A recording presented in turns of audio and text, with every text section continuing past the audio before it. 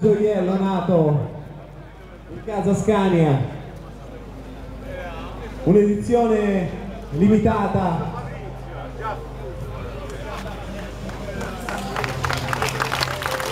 Un lungo applauso allora per il Dark Diamond che tra il fumo e le luci dell'atelier Scania viene presentato ufficialmente.